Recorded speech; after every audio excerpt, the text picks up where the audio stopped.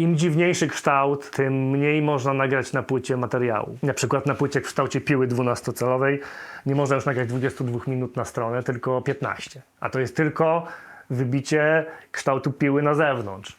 Na przykład ostatnio nagrywałem płyty w kształcie wyspy Epsteina i Antarktydy, gdzie się udało nagrać, nie wiem, po 3 minuty na stronę, z tego co pamiętam.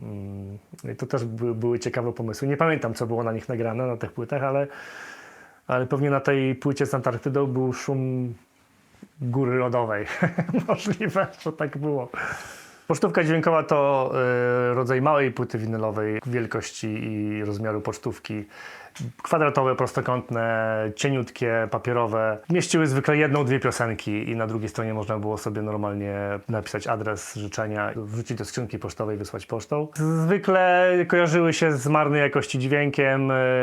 Tłoczyła je bodajże jedna tłocznia w naszym kraju i też były punkty, w których można było sobie te pocztówki samemu nagrać, na przykład we Wrocławiu był taki punkt. Można było przyjść do tego punktu i poprosić o piosenkę Czerwonych Gitar i ta piosenka była tobie nagrywana na tą pocztówkę. Nikt nie chciał za to żadnych dodatkowych pieniędzy związanych z prawami autorskimi. Być może dlatego na zachodzie, gdzie te rzeczy były uregulowane, te pocztówki nie były tak popularne. Znaczy w ogóle ich nie było, może tak. Płytę na zdjęciach rentgenowskich, tutaj sekret zdradzę.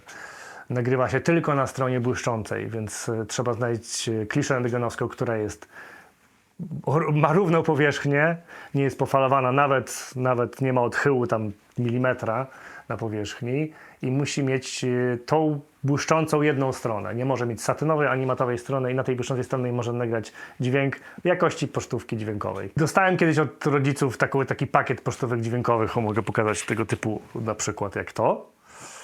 I ta cała historia została mi opowiedziana, jak to wszystko wyglądało bodajże do początku lat 90. Można było te pocztówki tutaj w Polsce kupić.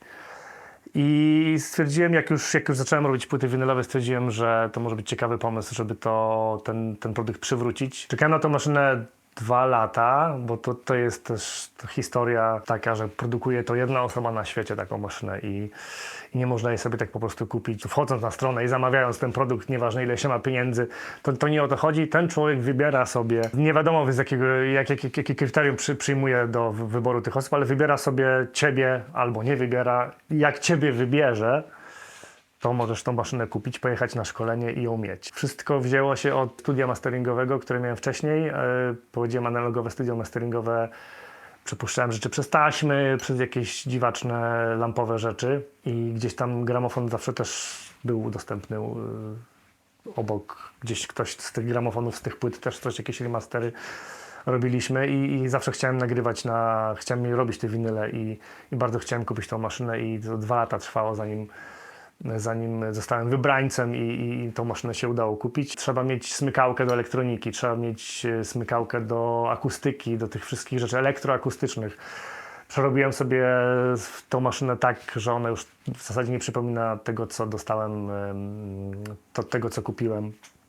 I tak nad tym pracuję cały czas. W zasadzie codziennie czegoś nowego się dowiaduję, codziennie coś nowego nie działa, codziennie są jakieś problemy, ale jest to satysfakcjonujące tak czy siak. Ten proces jest identyczny do procesu tworzenia matrycy, do tłoczenia w fabryce, czyli w tłoczni płyt winylowych. Tylko my wykonujemy jakby matrycę za matrycą, kopię za kopią, czyli w ciągu jednego dnia można tych kopii zrobić 4-5, wszystkie idą w czasie rzeczywistym, a w tłoczni można zrobić 1000 płyt w ciągu jednego dnia z jednej matrycy, bo to jest już produkcja seryjna, to się dzieje na jakichś prasach i tak dalej, więc tutaj jakby wycinamy cały czas, to jest tak jakbyśmy nagrywali kasetę magnetofonową za kasetą magnetofonową cały czas. Otarłem się też o tłocznię przez chwilę. Miałem inwestora, mieliśmy tutaj pod Wrocławiem budować tłocznię płyt winylowych, to jakoś gdzieś tam przeszło obok nas, blisko było. No i generalnie robię to już wiele lat i cały czas jakby dziękuję, że mogę się zajmować czymś muzycznym, czymś, co jest fajną pracą, nie? Czyli jakby nie przychodzę do pracy, tylko przychodzę robić komuś muzykę, nagrywać komuś płyty, nagrywać komuś pocztówki, robić jakieś kształty dziwaczne z tych audio gadżetów i jak ludzie wysyłają feedback, że to jest w ogóle niesamowite. To jest dla mnie też niesamowite równocześnie.